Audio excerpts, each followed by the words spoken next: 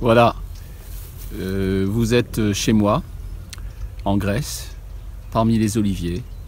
J'ai choisi d'y vivre parce que c'est vrai que j'ai un rapport particulier avec l'olivier. Il y a tant d'énergie, tant de bienveillance en cet arbre. Et pour moi, il représente la paix, la fraternité, comme pour nous tous.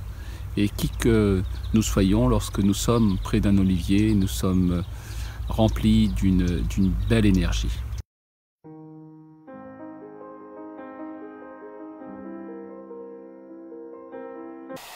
L'olivier symbolise la paix.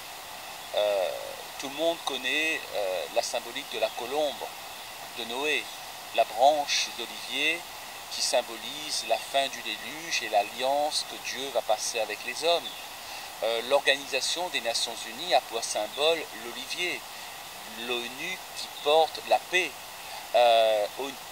Dans le sport, les Jeux Olympiques, le symbole, c'est l'olivier, c'est le temps de la fraternité à travers le sport, entre les hommes, entre les sportifs, et c'est un moment de trêve au niveau du monde. Donc l'olivier est aujourd'hui et a toujours été au niveau de l'humanité le symbole de la paix, de la fraternité et de l'amour.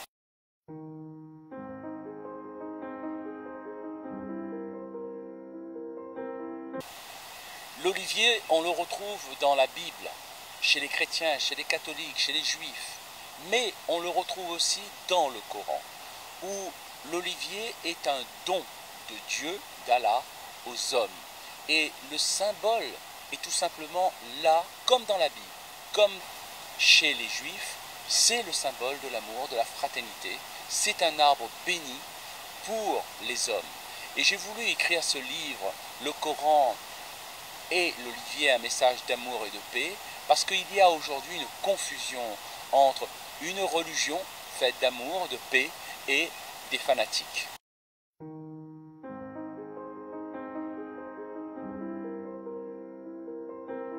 Inquiet, oui, face à la montée de la violence, le règne de l'argent roi, la montée des égoïsmes, de l'intolérance, de l'exclusion, la fermeture des frontières, les menaces de guerre, qui est une réalité aujourd'hui.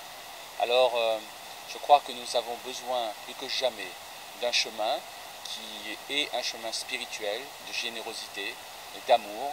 Les hommes en souffrent aujourd'hui. La perte de valeur, la perte de sens est la chose la plus grave qui menace notre humanité. Il est urgent qu'on redevienne des hommes avec l'humanité. Et c'est en cela que j'ai décidé, sur mon chemin spirituel, sur le chemin du dénuement, d'aller vers l'autre, de tendre la main et de parler tout simplement d'amour, de fraternité.